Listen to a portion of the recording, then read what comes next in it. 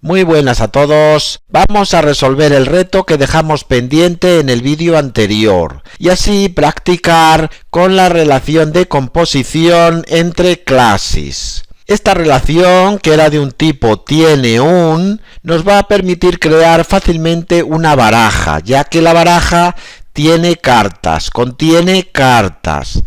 Para un juego de cartas, una carta individual nos sirve para mucho en sí misma. No necesitamos que exista independientemente de la baraja, sino que para un juego de cartas necesitamos una baraja, que las cartas existan dentro de la baraja. Por lo tanto, vamos a definir la clase baraja que esté compuesta de cartas. Y lo vamos a hacer para una baraja francesa. Aquí tenemos los palos de la baraja francesa, las picas, los corazones, los diamantes y los tréboles. Y los tantos van a ser desde el as hasta el rey. Bueno, pues vamos a ver cómo podemos llevar a cabo la definición de estas clases para poder crear una baraja. Vamos a empezar definiendo la clase carta.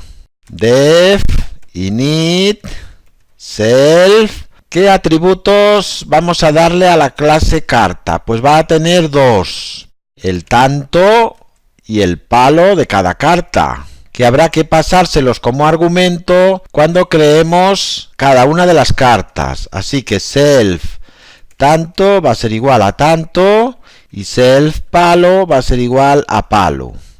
Además vamos a necesitar el método str para poder ir mostrando las cartas. Vamos a poner aquí cómo queremos que al mostrar una carta se nos muestre. Así que return, y lo que vamos a hacer es lo que hemos visto antes, dos corchetes. Dentro de los corchetes el tanto y el palo, y luego pues format self tanto self palo. De tal forma que cuando queramos mostrar un objeto de esta clase y hagamos un print de ese objeto, nos muestre esta cadena de caracteres con el tanto y el palo. Y ya tendríamos definida la clase carta. Vamos a definir ahora la clase baraja. Bueno, pues def, init, self. En este caso, este método no va a tomar ningún parámetro, sino que para inicializar la baraja lo que vamos a hacer va a ser componerla con cartas. Así que, palos. Los palos de la baraja, pues aquí tenemos los códigos de los caracteres, de los dibujos. Así que lo que vamos a hacer va a ser guardarlos dentro de una lista. Y ahí los tenemos. Los tantos, que van a ser, igualmente, vamos a guardarlos en una lista, y que van a ser los siguientes, el as, el 2, el 3, hasta el rey. Bueno, pues una vez que tenemos los palos y los tantos, self mazo va a ser igual a una lista vacía. Vamos a crear una lista donde vamos a guardar todas las cartas, para tener un mazo de cartas, que es lo que va a ser la baraja.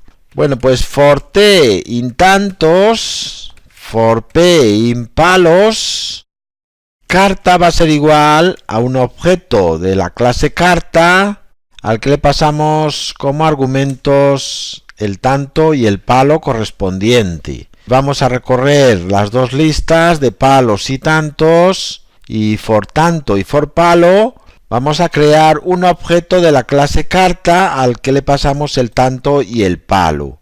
Recordemos que la clase carta la habíamos definido de tal forma que teníamos que pasarle a la hora de inicializarla el tanto y el palo. Bueno, pues es lo que vamos a hacer aquí. Y una vez que tenemos ya una carta, pues self mazo append carta. Y ya tendríamos en el mazo los 52 objetos de la clase carta que contiene una baraja. De esta forma, al inicializar una baraja, nos va a crear los objetos de la clase carta directamente.